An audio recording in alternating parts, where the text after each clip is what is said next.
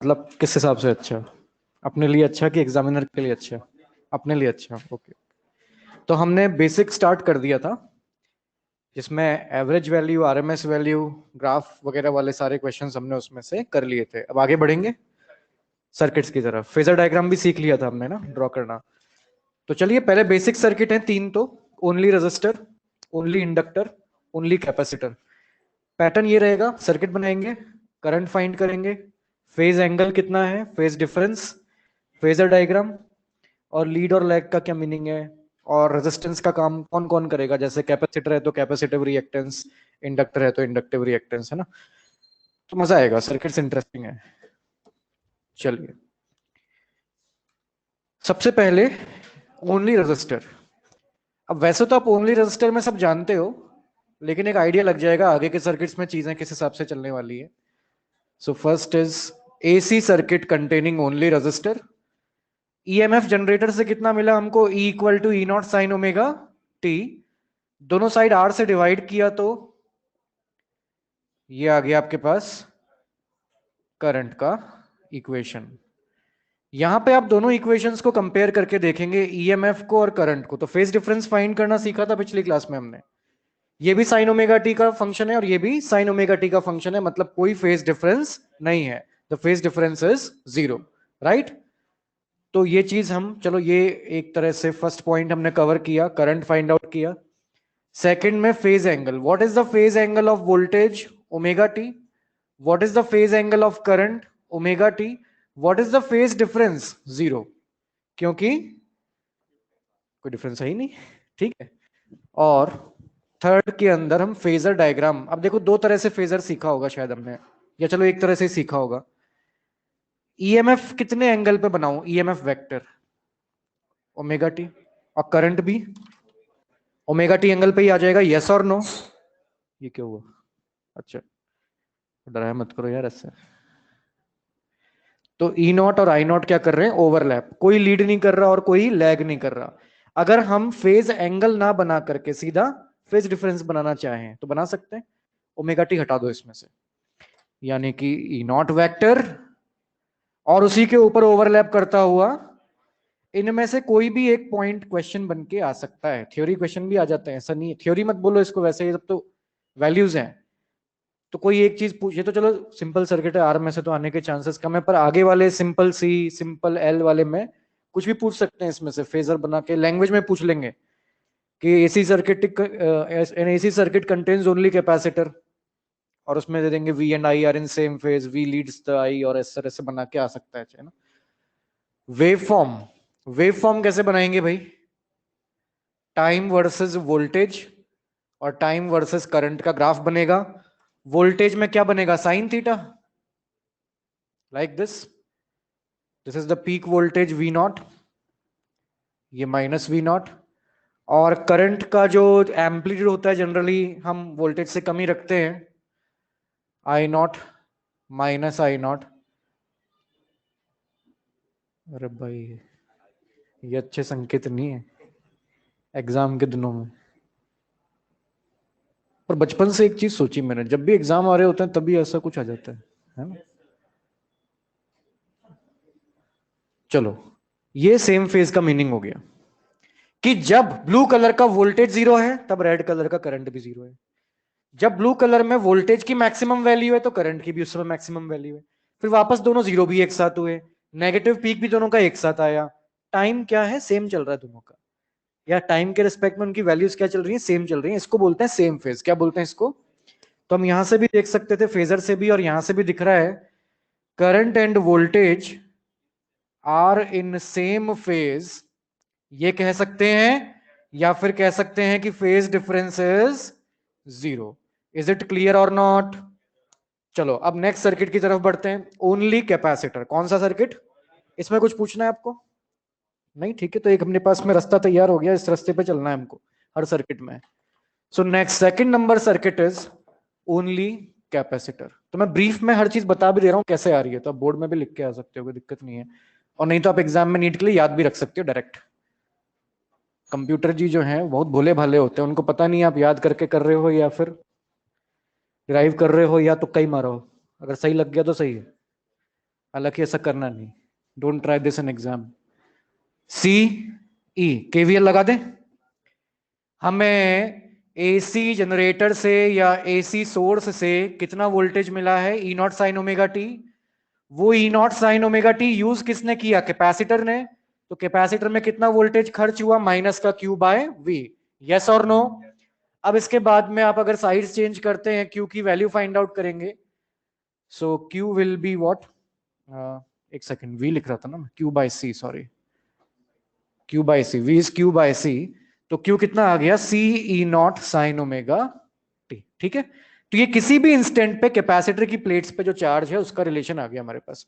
यानी यहां पे कैपेसिटर परमानेंटली चार्ज या डिस्चार्ज नहीं हो रहा कंटिन्यूअसली, साइन के फंक्शन के अकॉर्डिंग उसका चार्ज वेरी हो रहा है। प्लेट पे कभी जीरो चार्ज होगा, कभी मैक्सिमम चार्ज होगा पॉजिटिव, कभी फिर जीरो, कभी उसी प्लेट पे फिर नेगेटिव चार्ज आएगा, फिर जीरो हो जाएगा। ऑल्टरनेटिंगली वो चार्ज हो रहा है कैपेसिटर ऑल्टरनेटिंग करंट के अंदर। हमें क्या फाइंड करना था पहले स्टेप में, करंट। तो मैं क्यू जानता हूं और करंट फाइंड आउट करना चाहता हूं, तो क्या करूं, डिफरेंशिएट कर देते हैं। So D Q by D T will become I C E not sine omega T as it is. Yes और नो। नहीं, तुमने तो बोल दिया यस।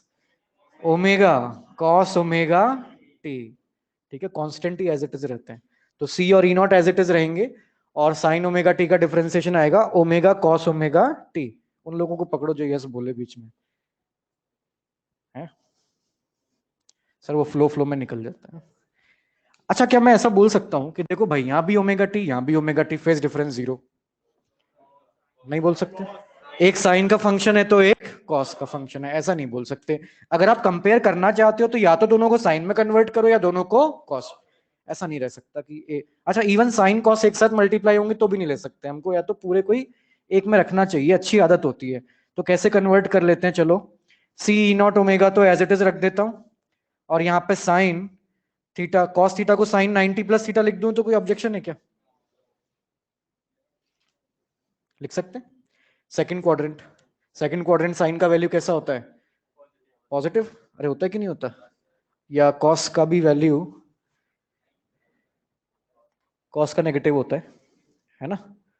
साइन 90 प्लस थीटा, एक सेकंड क्या कर रहे थे, साइन का फंक्शन आया था हमारे पास में, यहाँ डिफरेंशिएट किया तो क्या आ गया, कॉस, और नेगेटिव भी नहीं आएगा, सब सही चल रहा है ना।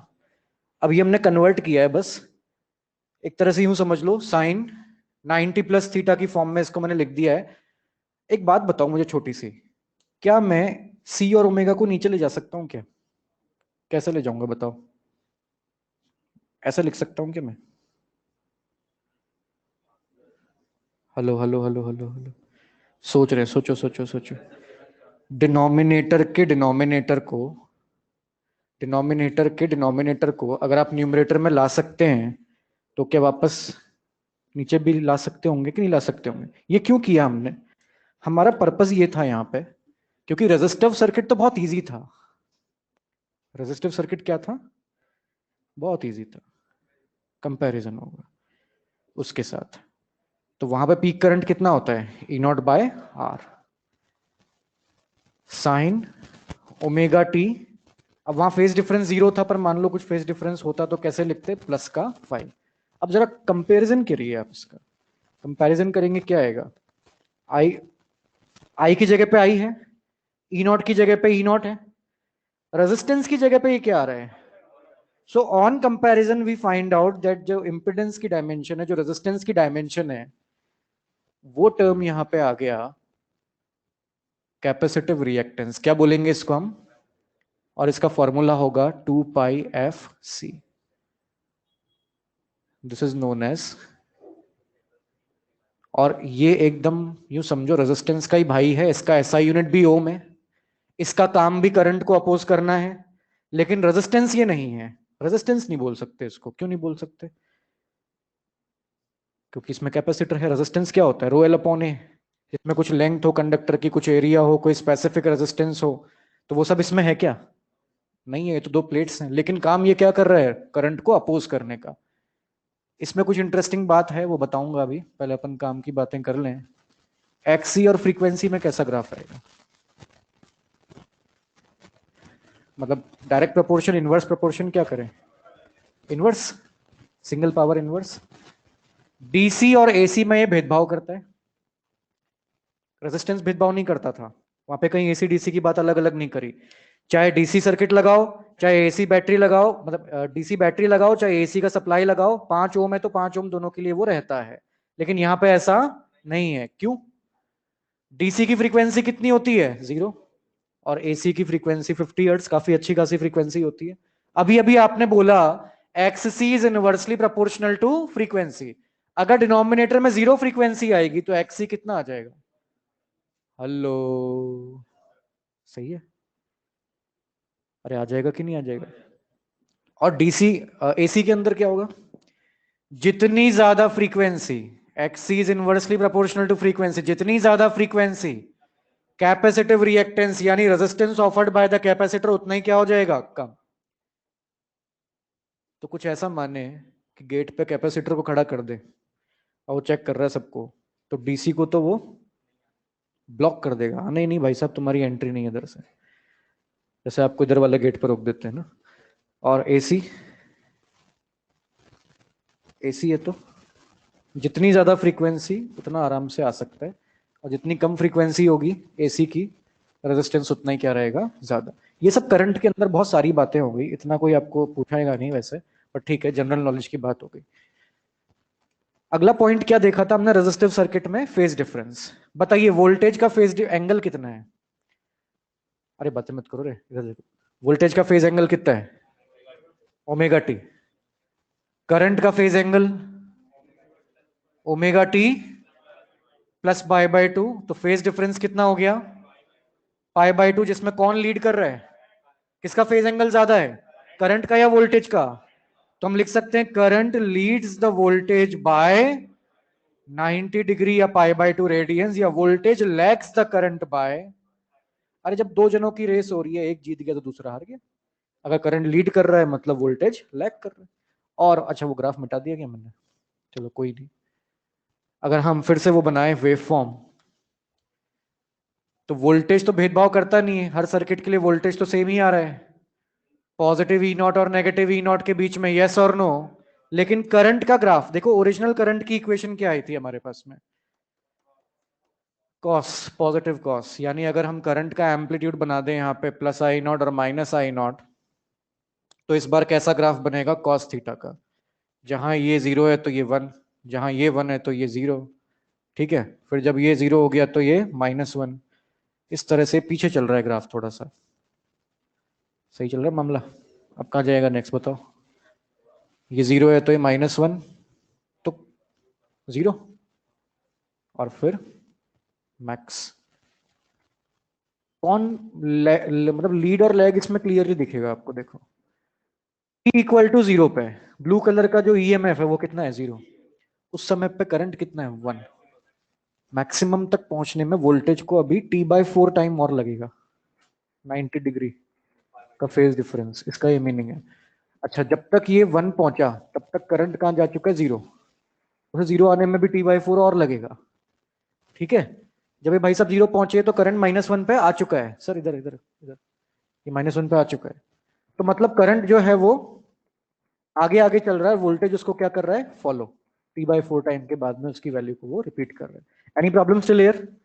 ठीक है, अपन को रिजल्ट्स ध्यान रखने हैं। हाँ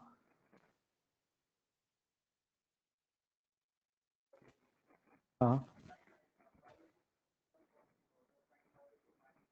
हाँ हाँ, दोनों वैल्यू होती है, तो एक को डिस्कार्ड करें, जैसे आप लैडर वाले क्वेश्चंस में करते थे, इनफाइनाइट लैडर वाले क्वेश्चंस में करते हो ना, तो उसमें भी ऐसा होता है कि अपन को दो रिजल्ट मिलते हैं, 1 + √3 और 1 - √3, तो एक अपन डिस्कार्ड कर देते। मतलब मैथमेटिकली वो सही है, पर फिजिकली कोरिलेट नहीं हो रहा। अगर अपन स्क्रीन पे वेव फॉर्म देखेंगे तो करंट उसमें लीड करता हुआ हमको दिखेगा। ठीक है, तो ऐसा मान लो कि एक हमने क्या कर दिया? डिस्कार्ड। मैथमेटिकली ट्रिग्नोमेट्री के हिसाब से दोनों आ सकते हैं, बिल्कुल ठीक बात है, पर हम क्या पढ़ रहे हैं? फिजिक्स। ठीक है, रियल लाइफ से कनेक्ट होना चाहिए। तो वो तो खैर डेरिवेटिव पार्ट है, एग्जाम में तो आपको पता है, फाइनल रिजल्ट अगर ध्यान है तो आप हैंड टू हैंड नंबर मिल जाएंगे। आगे आते हैं, ये हटा दूं भाई? अच्छा ओनली सी था ये, अब क्या आएगा? Only inductor, third. ये इंटरेस्टिंग है। इंटरेस्टिंग तो न्यूमेरिकल है, ये सब तो कुछ नहीं है, तो बच्चे हैं। E equal to E not sine omega T, फिर से केवीएल लगा दिया। E not sine omega T, और इसके अक्रॉस कितना वोल्टेज खर्च होगा, L D I by equal to zero. पिछली बार हमारे पास क्यू का टर्म था तो हमने डिफरेंशिएट कर दिया था, इस बार करंट एलिमेंट पहले से ही है तो इस बार इंटीग्रेट करना पड़ेगा, है। तो अगर मैं डी आई को एक तरफ छोड़ू तो क्या क्या आएगा बताओ जरा, ये उधर गया तो E not by L sine omega T D T, सही चल रहा है। इंटीग्रेट कर दीजिए, डी आई का integration I, E not by L as it is, sine omega T का इंटीग्रेशन माइनस ओमेगा नीचे कॉस ओमेगा टी।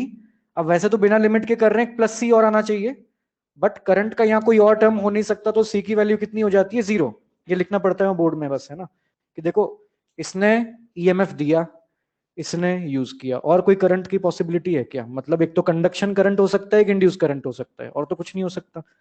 तो अपन सिंपल इंटीग्रेशन ही करें बेसिकली, ये आया।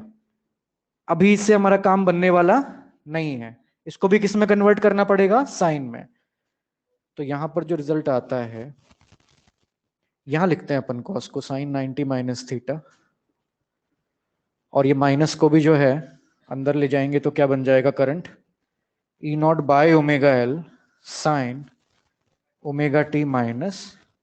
Again we must remember this result, कहीं भावनाओं में बह के हम कुछ उल्टा पुल्टा ना कर दें वहां पे, है ना। हमें याद होना चाहिए कि इंडक्टर में करंट क्या करता है, लैग, तो माइनस हमारे दिमाग से मैच होना चाहिए आंसर अपना। फिर इस बार भी आपने कंपैरिजन किया, I equal to E not by R sine omega T plus five. अब जरा बताइए इस बार रेजिस्टेंस की जगह पे कौन है, रेजिस्टेंस की जगह पे इस बार कौन है, ओमेगा एल। रेजिस्टेंस का काम कर रहा है इंडक्टिव रिएक्टेंस, कौन सा रिएक्टेंस, तो यहां नाम चेंज कर देंगे, इंडक्टिव रिएक्टेंस। इसके बाद एक्स एल हो जाएगा, फॉर्मूला क्या है इसका, ओमेगा एल, यस और नो, 2πf_L, इसका भी यूनिट ओम ही है, but XL is directly proportional to frequency. Graph कैसा बनेगा, इस तरह से स्ट्रेट लाइन, और डीसी एसी में यह भी भेदभाव करेगा, कैसे, डीसी की फ्रीक्वेंसी जीरो है तो एक्सएल विल बी जीरो, यानी इंडक्टर डीसी को आने देगा without any resistance, no resistance will be offer to the flow of DC. DC means constant current of same magnitude, no change, कुछ भी change करोगे DC नहीं मानेंगे, फिर उसको चेंज को तो रेजिस्ट करता है, आपने ईएमआई के अंदर पढ़ा है, इंडक्टर को चेंज पसंद नहीं है, और एसी में तो चेंज ही चेंज होते हैं बस। तो क्या होगा फिर, higher the frequency higher is the resistance offered by inductor. I think everything is sorted, समझ में आ रहा है यहां तक आपको। एंगल की बात करें तो वोल्टेज का ओमेगा टी, करंट का omega T minus minus pi by two है ना, और डिफरेंस कितना आ गया, पाई बाय टू का फेज डिफरेंस। कौन लीड करेगा इस बार, वोल्टेज लीड्स द, या करंट लैग्स बिहाइंड द, कितना degree, phasor diagram, phasor diagram बनाया था क्या पिछला अपन ने, तो दोनों के एक साथ बना देता हूं, कोई बात नहीं। फेजर डायग्राम इसका बताओ पहले तो, यहां पे वोल्टेज क्या कर रहा है, लीड, करंट क्या कर रहा है, लैग, तो ये ओनली एल का फेजर हो गया। ऐसे भी बना सकते हैं फेजर अपन, पूरा ओमेगा टी दिखाने की जरूरत नहीं है, केवल फेज डिफरेंस दिखा दो। ईएमएफ 0 डिग्री पे बनाया, करंट उससे 90 डिग्री लैग करता हुआ दिखा दिया।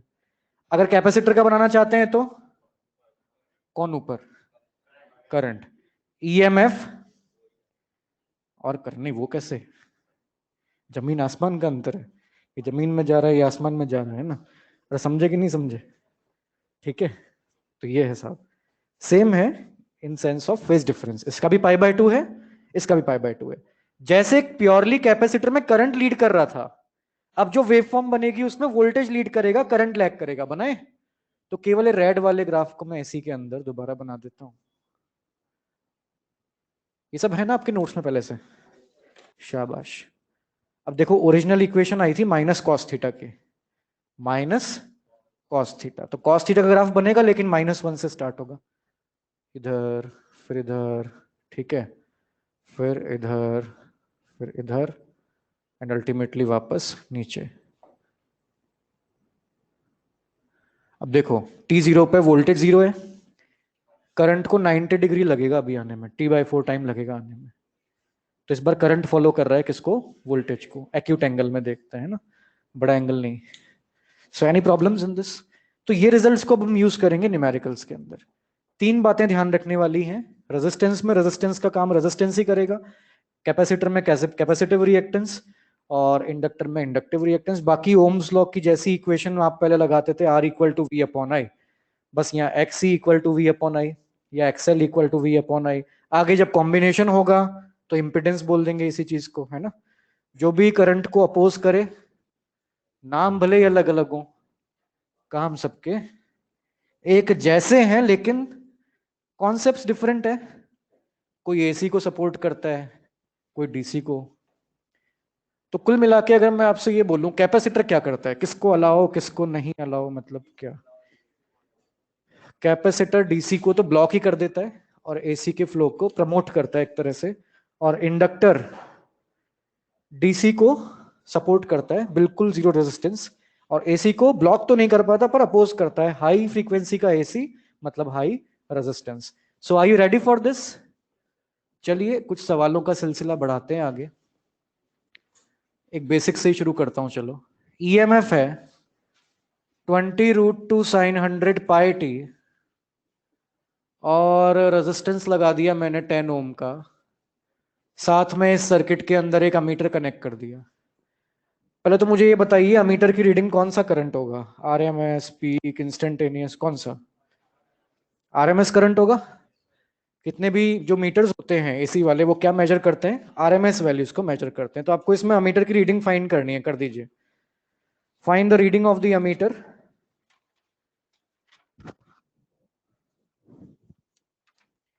करेंगे? और हाँ जी, 20 ampere, 2 ampere. I R M S find करना है, मतलब E R M S by R. R तो आपको पता है 10 ओम है, ई आर एम एस कितना होगा? E R M S will be E not by √2, yes और नो? अब ई नॉट कहां से फाइंड करेंगे आप? ये जो स्टैंडर्ड इक्वेशन है उसको आप गिवन इक्वेशन से मैच करें, कंपेयर करें। ई नॉट की वैल्यू कितनी मिलेगी आपको? 20√2, यस और नो? डिवाइडेड बाय √2, √2 से √2 20 वोल्ट तो वीआरएमएस आया है। तो आप रेजिस्टेंस से जब डिवाइड करेंगे तो 2 एम्पियर आ जाएगा। कितना आ जाएगा? मान लो मैं आपसे पीक करंट पूछूं तो √2 से और मल्टीप्लाई कर देना। क्यों? आई आर एम एस कितना होता है? आई नॉट बाई √2 साइन वेव के लिए। तो आई नॉट पूछा होता तो √2 से आई आर एम एस को हम और मल्टीप्लाई कर देते।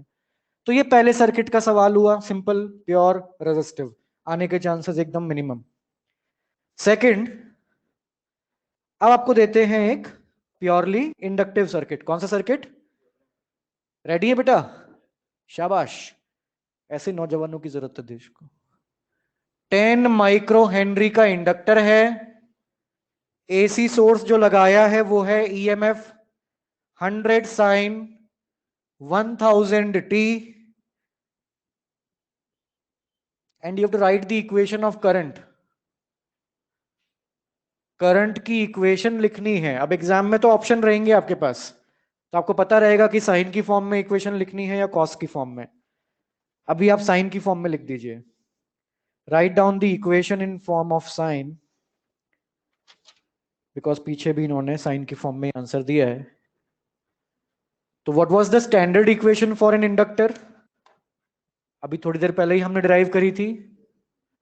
आई equal to E not by omega L sine omega T minus, इस फॉर्मेट में आपको इक्वेशन लिखनी है फॉर द गिवन सर्किट। कर सकते हो, है ना? करो। एक कैपेसिटर का भी उठा लेते हैं जिससे, या चलो पहले एक इंडक्टर में करंट वाला भी करते हैं। इस चैप्टर के मॉड्यूल के क्वेश्चंस बहुत अच्छे हैं, मतलब एकदम आपको आइडिया लग जाता है। हर टाइप के हैं, easy, medium, tough. All good.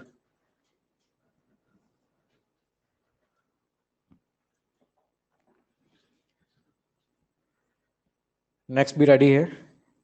EMF है 200√2 साइन 100t वोल्ट, और एल का value given 10 micro Henry.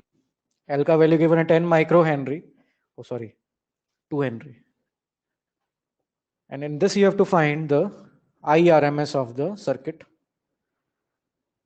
Fine.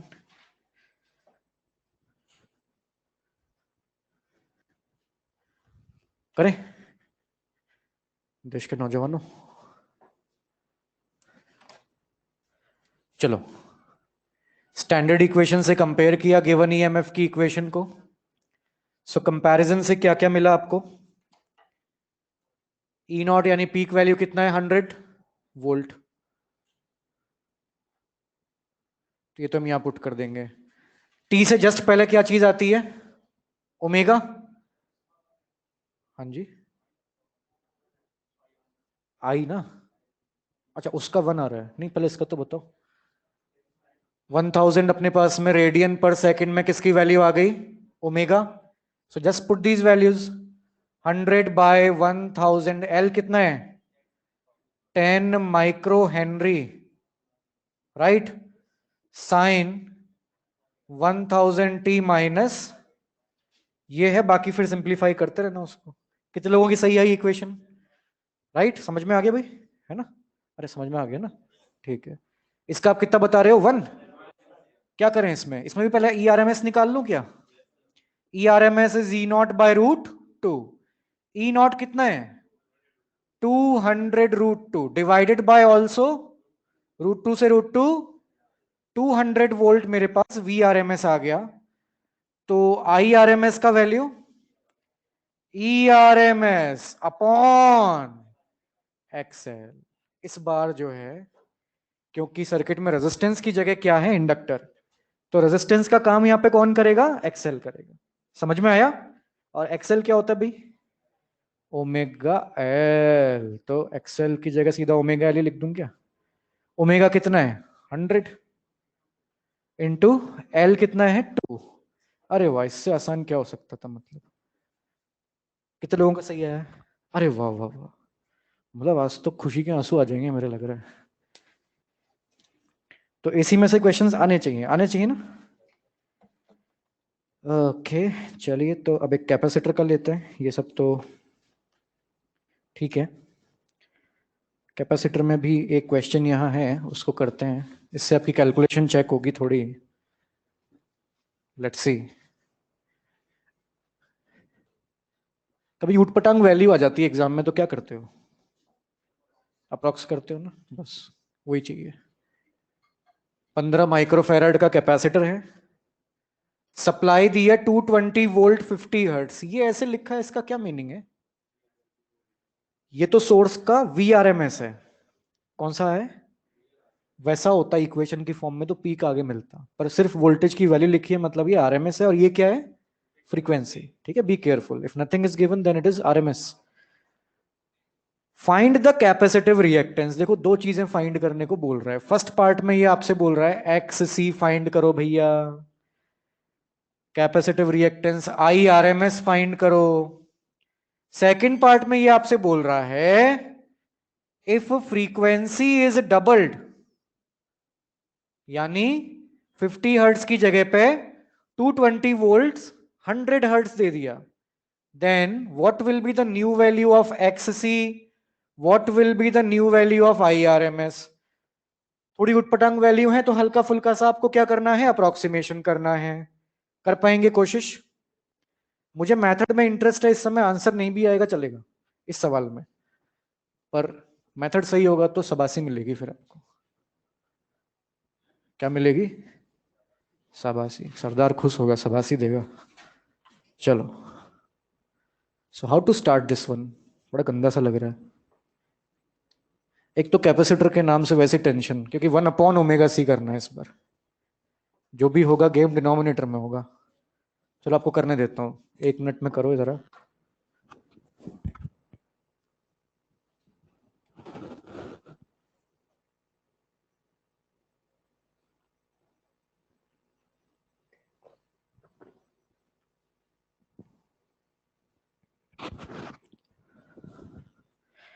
X C is 1 upon omega C. Omega 50 hertz के लिए आपको याद ही हो गया होगा, 100 पाई आता है। अब तक इतनी बार हम क्लास में कर चुके हैं। 50 हर्ट्ज के लिए ओमेगा 2 पाई एफ यानी 100 पाई इंटू सी कितना है 15 माइक्रो फेराड। कितना आता है अप्रोक्सीमेटली ये 10 टू द पावर 4 अपॉन 15 पाई। किसी बच्चे ने सुबह बताया था 212 दे रखा है पीछे, मतलब किसी का 200 आया होगा। मतलब अगर हमको आंसर देना ही है और ऑप्शन दिए हो तो लगभग इतना आ रहा है। विश्वसनीय सूत्रों ने बताया है, आप चेक कर लेना अपने हिसाब से। 15 3 45 है, वो देख लो उसके हिसाब से। किसको ले लिया 50? हाँ 45 को 50 ले लिया तो 200 आ जा रहा है ऐसा। हाँ ठीक है। दर्शन, दर्शन नाम है तुम्हारा? शाबाश शाबाश भाई, ऐसे जुगाड़ू चाहिए मुझे बहुत, जो अप्रॉक्स आंसर ले आए जल्दी से। खैर XC I R M S 0.33। क्या करें लेकिन फॉर्मूला चाहिए ना मुझे तो। Is E R M S upon X C. So E R M S is 220, X C is also 212 type का कुछ। क्यों सही चल रहा ना? मतलब लगभग कितना 1 से तो बड़ा ही आ रहा है। तुम कितना बता रहे थे? 1.33। चलो जो भी है ना यार, समझ गया मैं भावनाओं को तुम्हारी, एम्पियर में है। आगे आइए, सेकंड पार्ट में क्या बोल रहा है आपसे ये। If frequency is doubled, now remember xc is inversely proportional to frequency. So if frequency is doubled, then xc will be halved. अरे समझे, मेहनत करने की जरूरत नहीं है, जितना पहले आया उसका आधा आएगा। Similarly, if xc is half, current will be, xc किसका काम कर रहा है? रेजिस्टेंस का। रेजिस्टेंस आधा तो current double, and current will be doubled. तो सिंगल एलिमेंट में इस तरह के क्वेश्चंस आ सकते हैं। अमीटर की रीडिंग बताओ, करंट बताओ, आरएमएस, एक्सी एक्सएल का वैल्यू फाइंड कर दो, फ्रीक्वेंसी चेंज करने से क्या फर्क पड़ेगा। ये सब बातें आपसे सिंगल एलिमेंट वाले क्वेश्चंस में पूछी जा सकती हैं। ज्यादा इसमें घुमाने फिराने का कुछ है नहीं, राइट। इंपिडेंस और फ्रीक्वेंसी का ग्राफ पूछ लिया, ये सब चीजें हैं। असली क्वेश्चंस बनते हैं जब कॉम्बिनेशन स्टार्ट होता है। क्या स्टार्ट होता है? कॉम्बिनेशन का मीनिंग ये हो गया कि एक साथ सर्किट में कम से कम दो एलिमेंट हो, एल हो, सी हो, आर हो, एल या आर हो, आर या सी हो, एल और सी हो। एल सी आर से ही मतलब सब बनेंगे बेसिकली वो। तो उनमें से क्वेश्चंस आने की प्रोबेबिलिटी देखा गया ज्यादा है। इसमें किसी को कुछ पूछना है तो पूछ सकते हो। नो सर, ये तो बेसिक है, इनके बिना वो हो नहीं सकते थे, तो इनको डिस्कस करना जरूरी था। क्वेश्चंस तो वहीं से आएंगे ज्यादातर। तो चलिए अगले टाइप का सर्किट देखते हैं। Circuit number 4, series LCR circuit. RLRC इसके अंदर ही बता दूंगा मैं स्पेशल केस में, ठीक है। एलसीआर आता है तो आरएलआरसी ऑटोमेटिकली आते हैं। और as far as a board exam is concerned, वहां भी आप सेम मेथड से कर सकते हो, कोई दिक्कत नहीं है। सर्किट में तीनों एलिमेंट हैं, आर भी है, एल भी है, सी भी है। तीनों एक एसी सोर्स के साथ में कनेक्टेड हैं, जिसमें से कितना वोल्टेज मिल रहा है? E not sine omega T. तीनों सीरीज में कनेक्टेड हैं तो कौन सी क्वांटिटी सेम रहेगी? करंट। अरे सीरीज में करंट सेम रहता है ना। ऐसा तो नहीं है कि यहां तक 5 एम्पीयर आया फिर अचानक 10 बन गया, फिर अचानक 2.5 बन गया, ऐसा तो नहीं है, सेम ही आएगा। तो यहां आई नॉट है तो यहां भी आई नॉट। तो एक छोटा सा फेजर हर एलिमेंट के नीचे हम बना दे रहे हैं अपने रेफरेंस के लिए, ठीक। वोल्टेज डिवाइड होगा, वोल्टेज डिवाइड होगा। मान लेते हैं voltage across resistance is V R, voltage across inductor is V L, and voltage across capacitor is V C. ये तीनों वोल्टेज हमें मिले कहां से? इस ईएमएफ के ही ये किसी तरीके से टुकड़े हुए हैं, वही देखना है हमको। रेजिस्टेंस का क्या मोटो है, what is the phase difference in resistance? Zero. Resistance में कितना फेज डिफरेंस था? जीरो। यानी वोल्टेज और करंट किसमें थे? सेम फेज में। तो जिस एंगल पे करंट है उसी एंगल पे क्या बन जाएगा? We are. इंडक्टर में क्या होता था? करंट लीड करता था या लैग करता था? करंट लैग करता था 90 डिग्री से। करंट लैग करता था 90 डिग्री से, यानी वोल्टेज क्या करेगा? लीड। यानी जहां करंट है 90 डिग्री लीड करता हुआ क्या बना देंगे? V L. अंडरस्टूड? कैपेसिटर में करंट लीड करता था, यानी वोल्टेज क्या करेगा? लैग। क्योंकि करंट हम पहले बना चुके हैं तो वोल्टेज बाद में बन रहा है, तो 90 डिग्री नीचे की तरफ क्या आ जाएगा? वीसी। यानी इसमें भी 90 डिग्री का फेज डिफरेंस और इसमें भी 90 डिग्री, बस यहां वोल्टेज लीड कर रहा है, यहां पे करंट लीड कर रहा है। तीनों के इंडिविजुअल फेजर हमने नीचे छोटे छोटे रफ डायग्राम टाइप से बना दिए।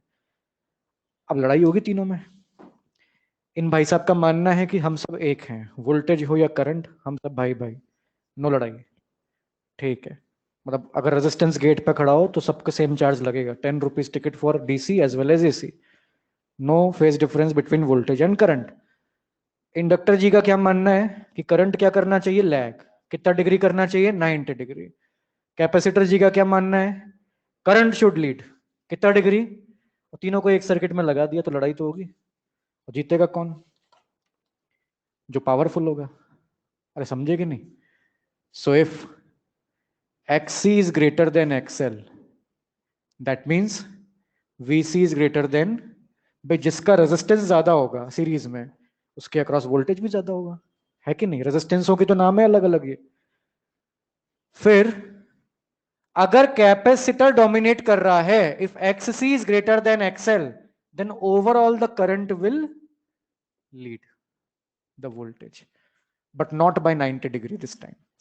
अगर कैपेसिटर अकेला होता तो करंट 90 डिग्री लीड करता, लेकिन अभी तीन तीन लोग हैं यहाँ पे, तीन तीन एलिमेंट है।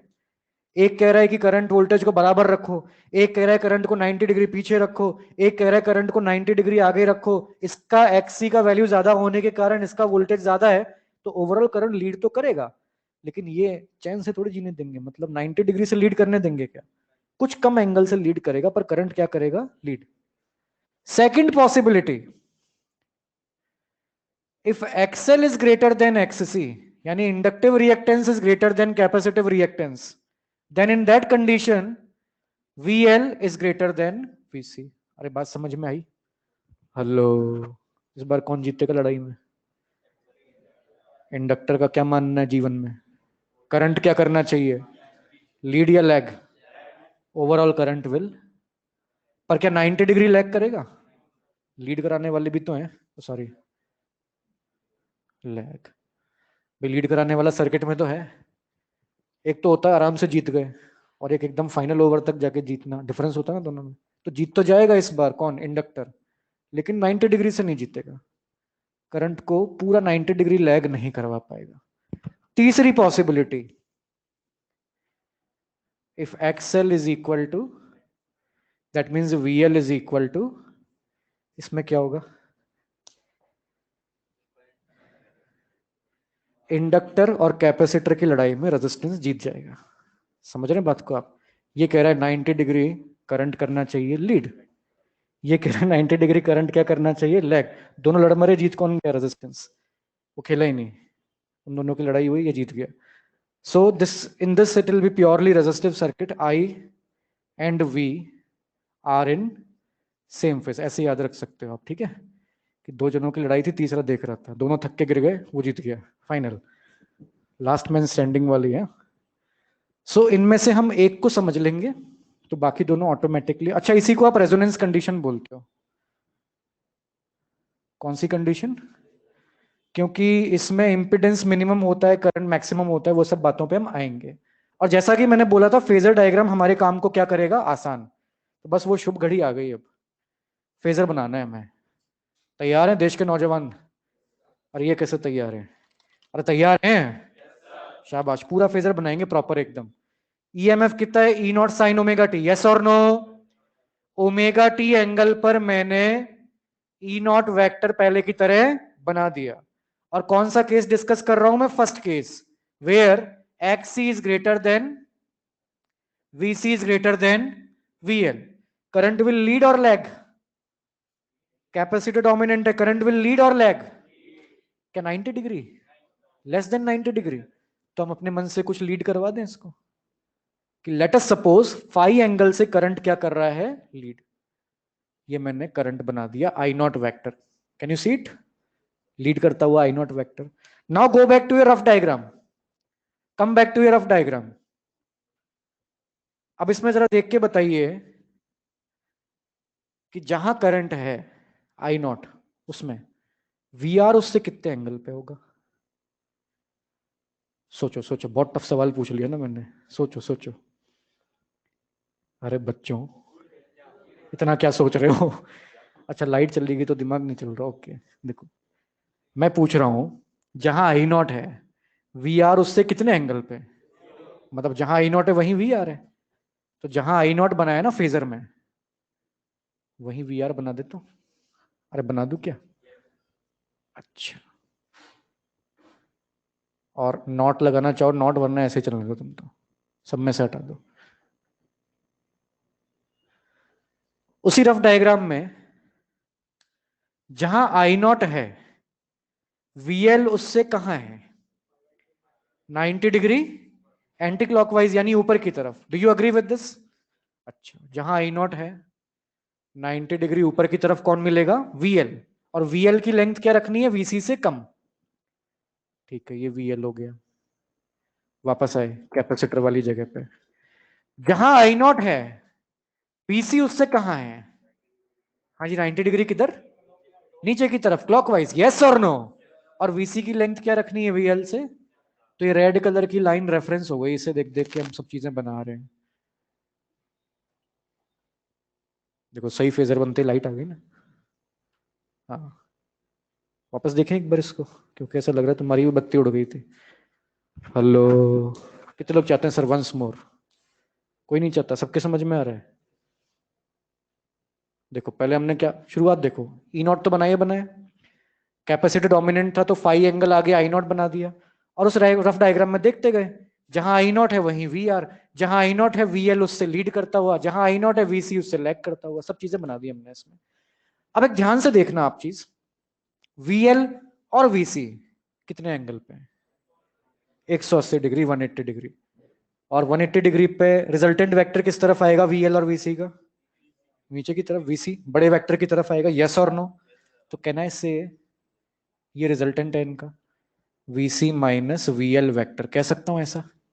वीएल का और वीसी का रिजल्टेंट कहां आएगा? नीचे. यकीन मानो इंटीग्रेशन डिफरेंशिएशन करने से बहुत आसान काम कर रहे हैं. एनसीईआरटी में दिया है ना डिफरेंशियल मेथड, कभी उसको देखोगे इंसानियत से भरोसा उड़ जाएगा तुम्हारे. उससे बहुत बेटर है Pythagoras. We have made a rectangle here, you can see. तो ये अपोजिट साइड इक्वल होंगी. ये साइड भी कितनी हो जाएगी? VC minus VL. Now you can apply the Pythagoras theorem in this right angle triangle. बताइए क्या आएगा आपके पास? Can I remove this? ये वाली साइड हटा दो. हाँ, पाइथागोरस लगाइए. V R square plus VC minus VL का square is equal to E square. यानी ई जो बाहर से सप्लाई किया is equal to root of V R square plus VC minus VL का. तो यहां पे ऐसा नहीं करना करंट इलेक्ट्रिसिटी की जगह करे वहां की तरह. वहां तो क्या करते थे, मान लो तीनों इक्वल इक्वल है, 10 ओम 10 ओम 10 ओम, और 30 वोल्ट आपने सप्लाई किया है, तो 10 इसका 10 इसका 10 इसका. ऐसा नहीं है. यहाँ पे इस इक्वेशन से हमको नेट वोल्टेज और अंदर के एलिमेंट्स के वोल्टेज का रिलेशन मिलेगा. अच्छा, अब यहां पे रेजिस्टेंस का काम जो टर्म करेगा उसको बोलेंगे इंपिडेंस. क्या बोलेंगे? जेड. तो पूरे सर्किट के लिए इंपिडेंस क्या आ गया? आई इंटू जेड. वी आर की प्लेस पे आपने लिख दिया आई इंटू आर, वीसी की जगह आई इंटू एक्सी, वीएल की जगह पे आई इंटू एक्सएल होल स्क्वायर. सारे आई क्या हो जाएंगे? कैंसिल. तो इंपिडेंस का क्या रिलेशन आया आपके पास? Under root of R square plus X C minus XL का. ये भी कमाल की बात है यहाँ पे कि मान लो ये 10 ओम का है और ये 20 ओम का है और ये 10 ओम का है. तो कहीं गंवारों की तरह ऐसे मत जोड़ देना 10 20 10. कितना हो गया? 40? नहीं, यहां कैसे जुड़ेंगे ये? रेजिस्टेंस वाले 10 का स्क्वायर, और भूल मत जाना इनकी लड़ाई चल रही थी आपस में, ये तो एक दूसरे के एंटी हैं, काटेंगे एक दूसरे को, तो 20 माइनस 10, ऐसे आके 10√2 आएगा फिर। समझ रहे हो? और कहीं ये भी 10 होता और ये भी 10 होता तो रेजोनेंस कंडीशन आ जाती, ये दोनों लड़मड़ते और आंसर कितना आ जाता? 10। अब मीनिंग समझ में आया उस चीज का? अच्छा, ओके। तो ये इंपॉर्टेंट है और ये इंपॉर्टेंट है। अब काम की बात पे आते हैं।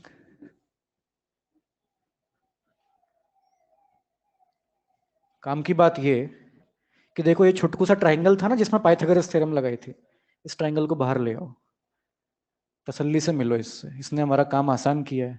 थैंक्स बोलना तो बनता है ना, ये लो, थैंक यू बोल रहा कोई, शाबाश शाबाश, ग्रेटिट्यूड होना चाहिए ना। ये एंगल कितना है? 5। हमने पाइथागोरस लगा के आपस का रिलेशन तो पता कर लिया, पर अगर मैं साइन कॉस 10 लगा दूं, रेशियोज निकाल लूं, तो क्या आएगा बताओ? साइन 5 क्या होगा? VC minus VL upon E. Ten 5 VC minus VL upon VR। ठीक, क्या रह गया? कॉस, कॉस निकाल लेते हैं चलो, VR बाय ई। हम ये भी यूज कर सकते हैं। अगर कभी ऐसा हो कि ये सारे वोल्टेजेस पता है और फेज डिफरेंस पूछा है, तो आप इन रिलेशंस को यूज कर सकते हैं। या फेज डिफरेंस पता है और VR पता है, तो VC माइनस VL निकाल सकते हो, ई निकाल सकते हो, है ना? ये ट्राइंगल हो गया वोल्टेजेस का। और इसी में अगर हम VR की प्लेस पे R लिख दें, VC माइनस VL की प्लेस पे XC माइनस XL लिख दें,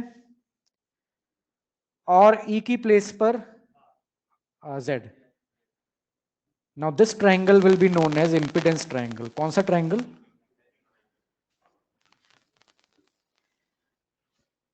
this triangle will be known as, और ये छुटकू सा ट्राइंगल आपकी बहुत हेल्प करने वाला है, इसको अंडर एस्टिमेट मत करना, क्योंकि यह एक इकलौता लिंक है तीनों इंपिडेंसेस के बीच में और फेज डिफरेंस के बीच में।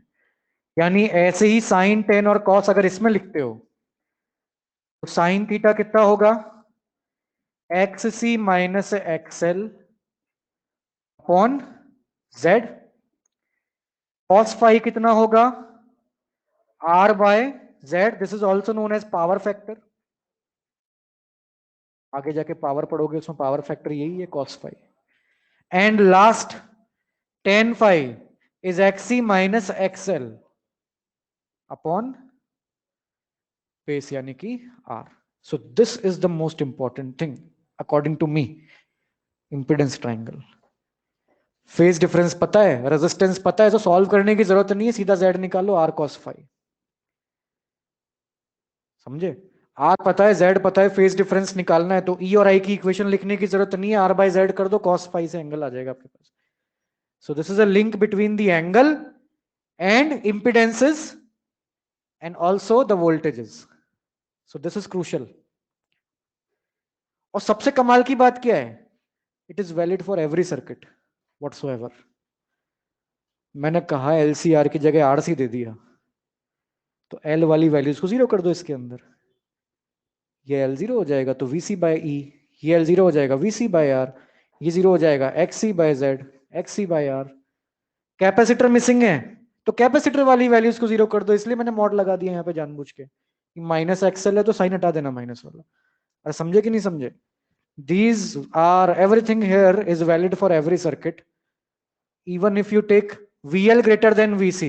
एक बात बताओ, VC ग्रेटर देन VL है, VC है 10 वोल्ट, या 20 कर लो चलो, तो 20 और ये 10, 20 माइनस 10 कितना होगा? 10, 10 का स्क्वायर 100।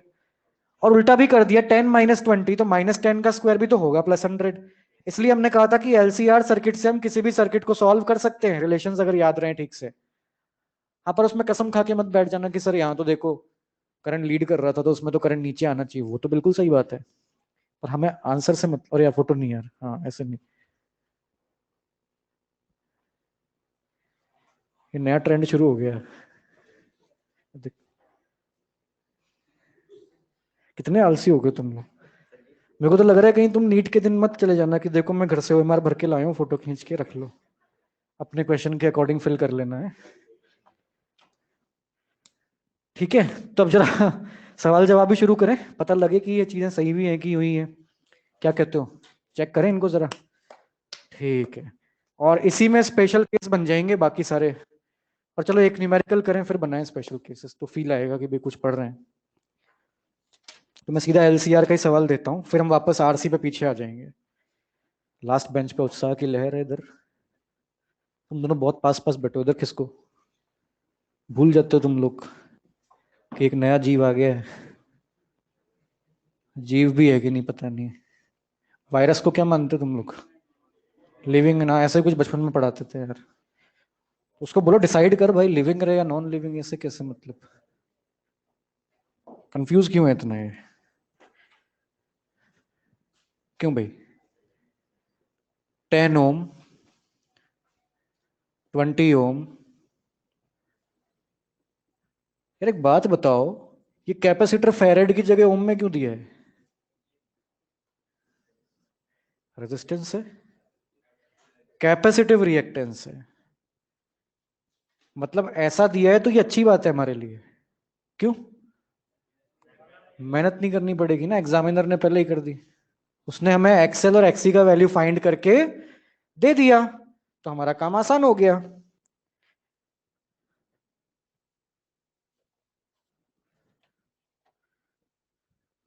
हाँ जी, अब करो भाई काम की शुरुआत आगे।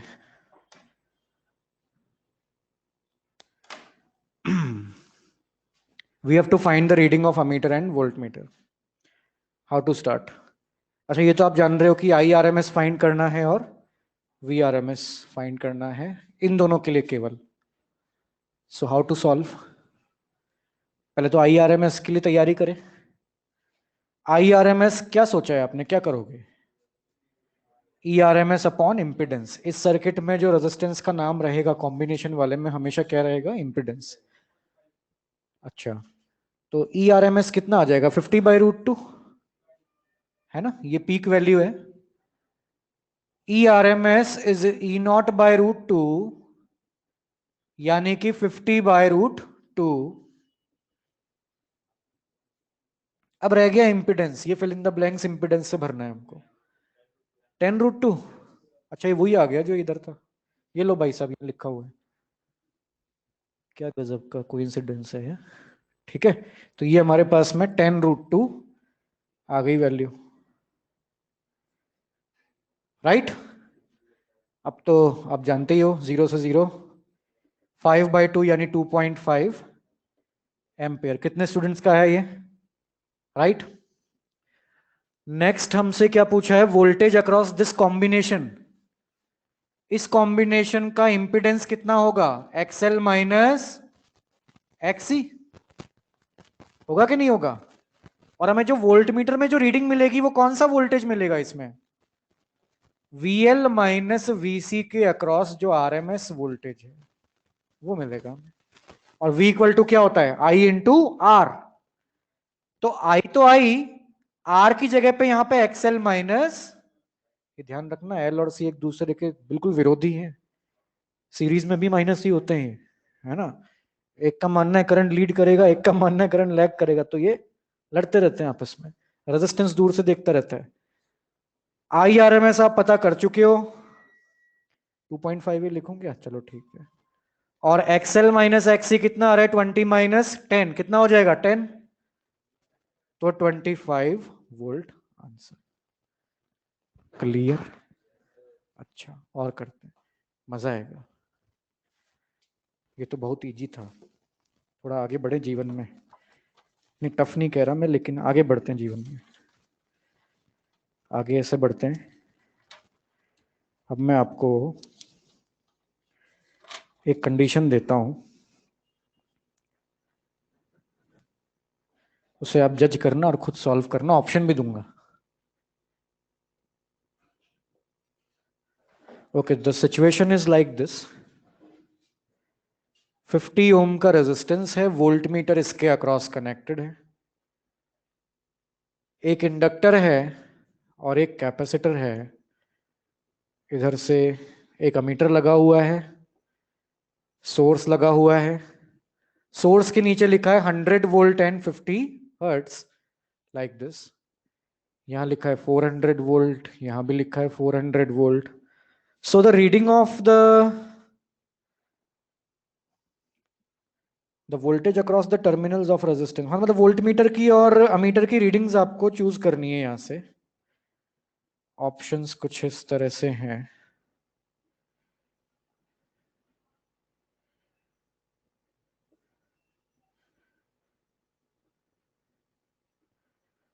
ऐसा, ये इस बार तो इसने वोल्ट में दे दिए, क्या है ये वोल्ट में क्यों दिया इंडक्टेंस? नहीं, वीएल एंड वीसी. ठीक है, ये कौन सी कंडीशन है? रेजोनेंस कंडीशन है? कैसे मालूम? वीएल और वीसी इक्वल हैं तो रेजोनेंस है, हमको पता लग गया. जब रेजोनेंस कंडीशन है मतलब यूं मानो एक्सएल एक्सी सर्किट में है ही नहीं, इंपिडेंस के नाम पर सिर्फ रेजिस्टेंस है यानी कि 50 ओम, और पूरा का पूरा 100 वोल्ट कौन यूज करेगा? ये रेजिस्टेंस यूज करेगा. ठीक है, कौन सा ऑप्शन? एक तो वोल्टेज के कारण, और आपने करंट कितना बताया? 100 वोल्ट बाय 50 यानी कि 2 एम्पियर. Is it clear? कितने स्टूडेंट्स का ये रहा आंसर? अच्छा, शाबाश, बहुत ही होनहार विद्यार्थी आप सब हैं.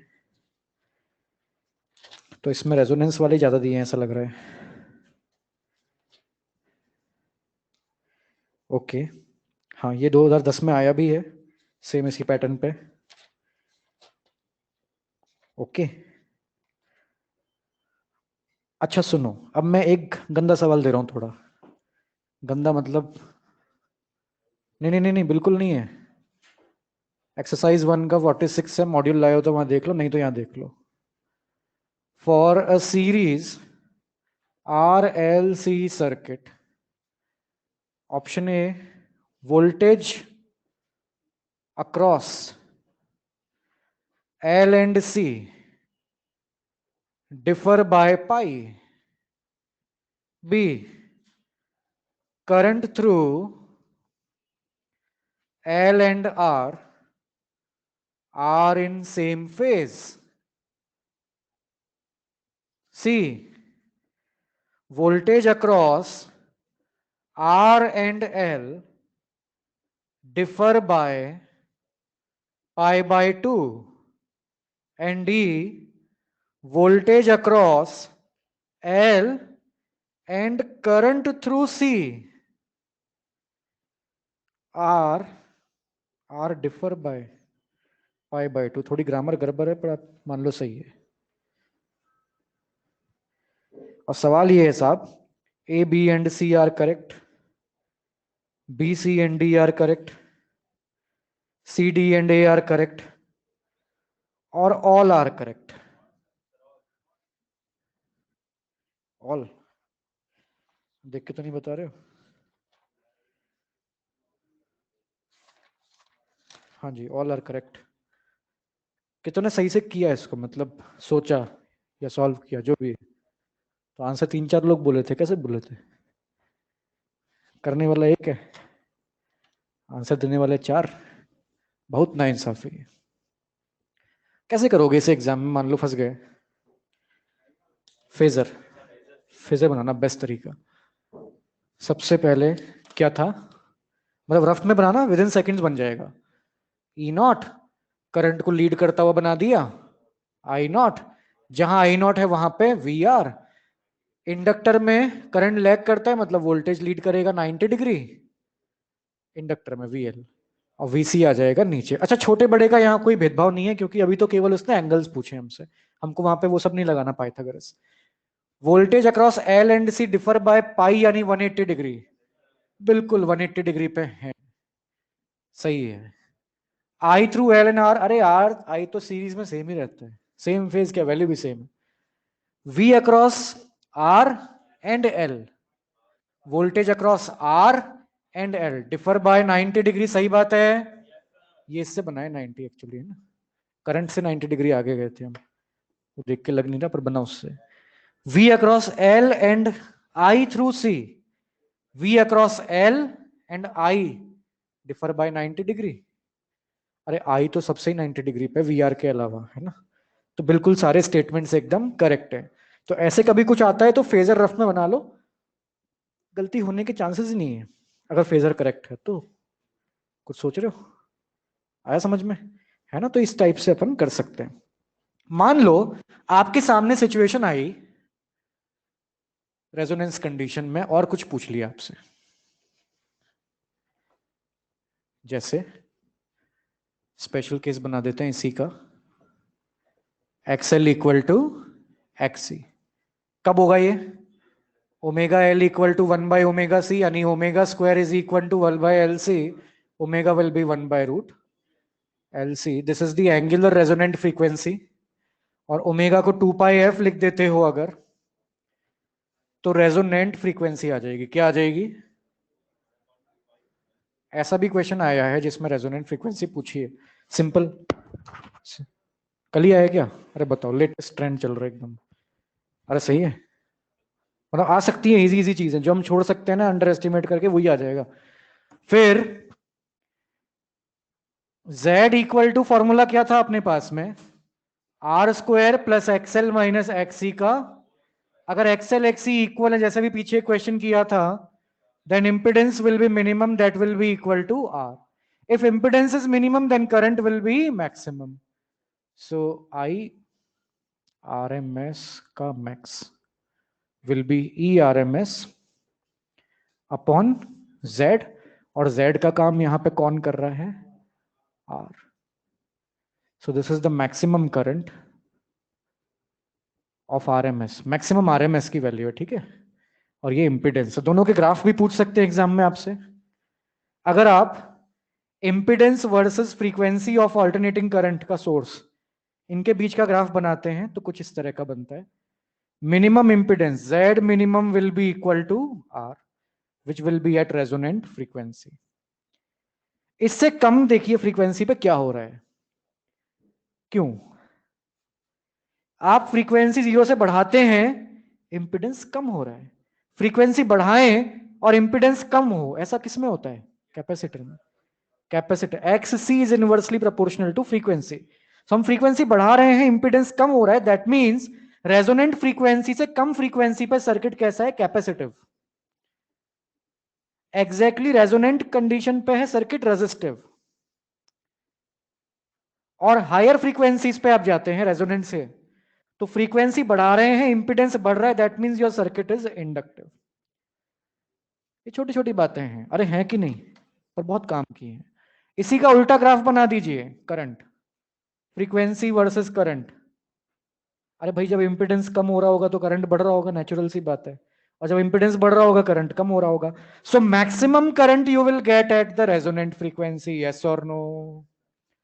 आई आरएमएस का मैक्सिमम है, ये ध्यान रखना, पीक वैल्यू नहीं है करंट की, आरएमएस करंट की मैक्सिमम वैल्यू है एलसीआर सर्किट के लिए। कब आएगी, रेजोनेंट फ्रीक्वेंसी पे आएगी। दूसरा, यहां भी वही है, capacitive, inductive and so on. So when you increase the frequency of any source in LCR circuit, initially the current will increase and then the current will decrease. Initially the impedance will decrease and then the impedance will increase. This is the resonance condition. कौन सी condition, आया समझ में, आया। इसमें और भी दो चार बातें बतानी होती हैं, क्यू फैक्टर, बैंडविड्थ, वो हम नेक्स्ट लेक्चर में बताएंगे। पहले हम सर्किट सारे निपटा देते हैं। रेजोनेंस में तो कोई दिक्कत नहीं है। अच्छा, रेजोनेंस में सर्किट इज प्योरली रेजिस्टिव, तो यहाँ फेज डिफरेंस कितना हो जाता है, 0। अभी मैं यहीं पे इसको विराम देता हूँ, अब मैं दूसरे सर्किट पे आता हूँ, पहले आरसी पे।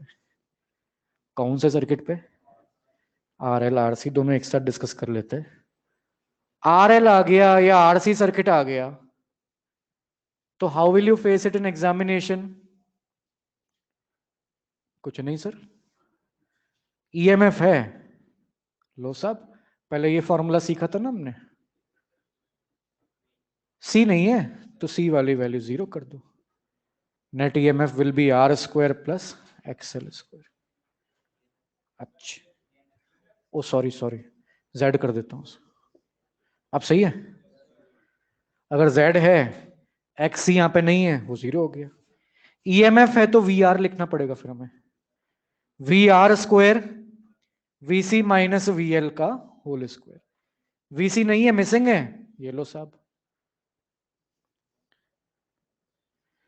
इंपिडेंस ट्रायंगल याद है, इंपिडेंस ट्रायंगल बनाना है तो क्या क्या था उसमें, एक तो आर, एक्सी माइनस एक्सएल का क्या था मॉड, कैपेसिटर नहीं है, एक्सएल है, जेड। अरे सर इंडक्टर है तो सर ये जेड ऊपर नहीं आएगा क्या, नीचे, क्या फर्क पड़ रहा है, ट्राइंगल तो ऐसे ही बनेगा ना, रेशोस तो वही आएंगे ना, हाउ डज इट मैटर, अगर रिजल्ट सेम आ रहा है तो कहां दिक्कत है। हाँ बोर्ड में जब बनाओगे तो प्रॉपर करना है एकदम काम, पर एक चीज डिफरेंट होगी, फेजर डायग्राम। फेजर मैं चाहता हूं आप इसका बना के दिखाएं, मान लो फेजर बनाने को आ गया, चार ऑप्शन दे दिए फेजर में, या बोर्ड में बनाने को आ गया, how will you draw the phasor. मैंने कहा था सेम तरीका एलसीआर वाला हम यूज कर सकते हैं, करो प्रॉपर फेजर। सबसे पहले क्या किया था हमने, एक रफ डायग्राम बनाया था ना अंदर ही अंदर, सीरीज में इसका करंट आई नॉट तो इसका भी आई नॉट, इसके across voltage V R same angle पर, इंडक्टर कहता है करंट लैग करे मतलब वोल्टेज क्या करेगा, लीड। क्या बात है, हो गया काम बस। अब आइए अपने फेजर के अंदर, ओमेगा टी एंगल पर तो बना दीजिए ईएमएफ, अरे सही है, और वहां से कुछ एंगल करंट लीड करेगा या लैग करेगा, कैपेसिटर तो है नहीं यहाँ, इंडक्टर है और रेजिस्टेंस है, तो पता नहीं कितना, 90 तो नहीं करेगा लेकिन कुछ एंगल लैग करेगा, कौन, करंट। इंडक्टर चाहता है 90 डिग्री करंट लैग करे, पर रेजिस्टेंस भाई साहब हैं जो बराबर ही मेंटेन रखना चाहते हैं, नो भेदभाव वाली पॉलिसी। जहां पर आई नॉट है वी आर उसी एंगल में बन जाएगा, ये लीजिए वी आर, जहां आई नॉट है वीएल उससे 90 डिग्री ऊपर, ये आई नॉट है 90 डिग्री ऊपर, क्या बना दिया आपने, वीएल, और वही आपका एक रेक्टेंगल बन गया, इसकी लेंथ थोड़ी काट के कम कर दो, पाइथागोरस, पाइथागोरस से वही आएगा देख लो, V R square plus V L square equal to E square, बिना मेहनत के पहले ही आ चुका था हमारे, एलसीआर में से वीसी हटा दिया था तो भी यही आंसर आया, फेजर से करोगे तो भी वही आएगा। ठीक है, तो बोर्ड जब मैं दोगे ना तो पहले फेजर बना देना, ताकि उसको ऐसा लगे तुमने इससे करा है, ठीक है, समझे कि नहीं समझे, और नहीं भी समझे तो नीट में तो कर ही देना, वहां तो फेजर, अच्छा वहां तो बनाने क्यों है, वहां तो अपन सीधे सॉल्व कर रहे हैं, hello hello hello hello hello hello, ठीक है, तो एक आरसी का सवाल दूंगा, करके दिखाओगे, कितने समझदार हो गए आजकल, क्या बात है, संगत का असर पड़ रहा है मतलब, यस। चलो तो एक आरसी का ही देते हैं आपको, आओ मैदान जंग में। अरे एक मिनट, बहुत अच्छा सवाल ध्यान आ गया, मजा आएगा।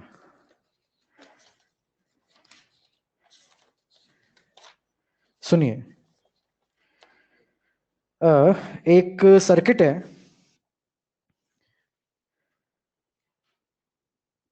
उसमें एसी सोर्स लगाते हैं तो 0.2 एम्पियर का करंट आता है, voltage of the AC source is 12 volt, ठीक है, इन अ सर्किट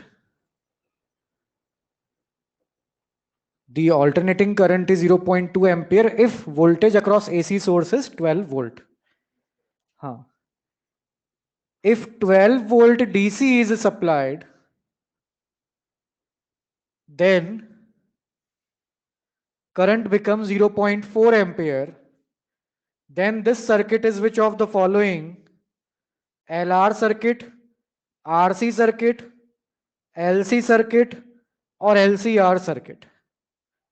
ये इनमें से कौन सा सर्किट हो सकता है, it may be the circuit is, या इन चारों में से कौन सा है,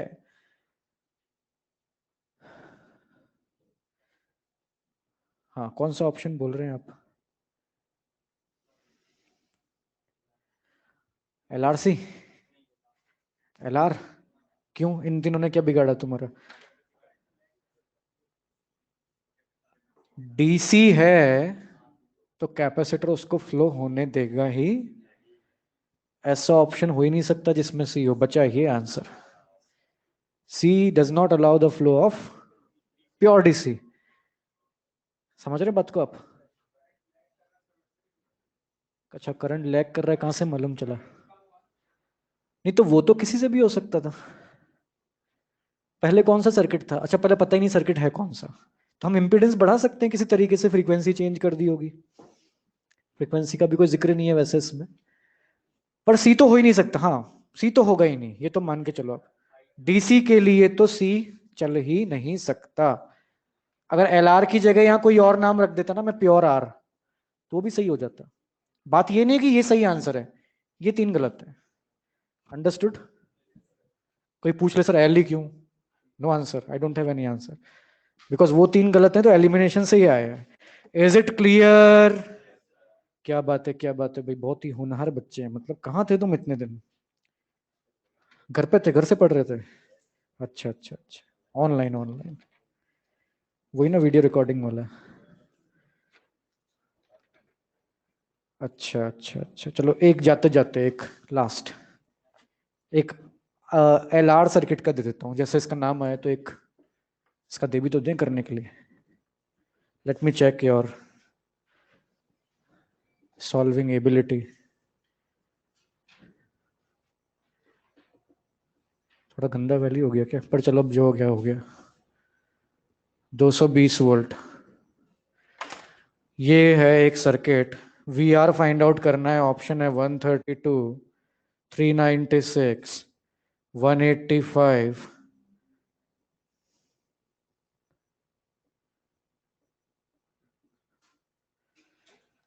ओके, डू इट।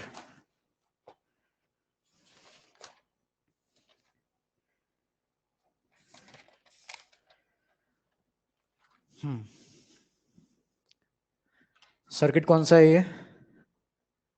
LR। इस इक्वेशन से काम हो जाएगा हमारा नीचे, right? We can use this equation.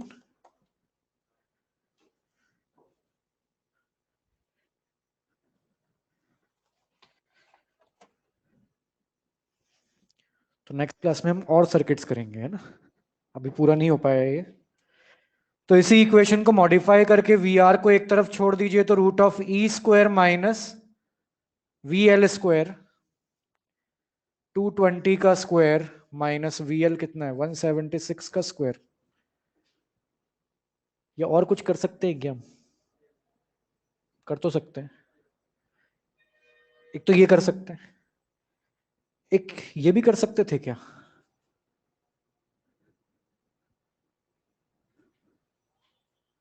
पर फेज एंगल नहीं पता।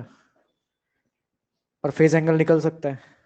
निकल सकता है क्या? पर वो भी अजीब सा ही आ रहा होगा। देख लो। I think whichever method you like, answer is this.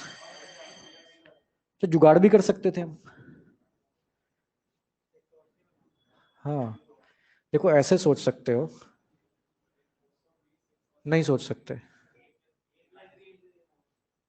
हाँ हाँ हाँ हाँ, राइट राइट। वो थोड़ा मैथ्स में जा सकते हैं अपन। We can break this A square minus B square in A plus B into A minus B. तो उससे काम इजी हो जाएगा क्या? थोड़ा सा। अब बाकी तो अप्रोक्सीमेशन देखो कितना सारा कर सकते हो आप।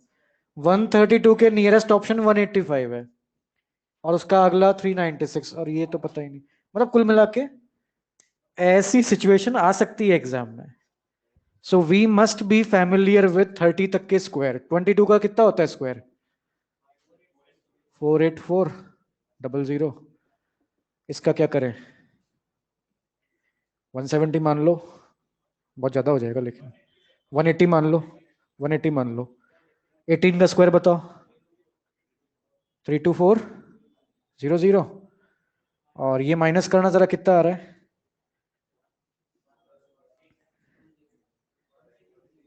1620। तो इससे अपन को कुछ आइडिया, 16,000 मान लें इसको क्या?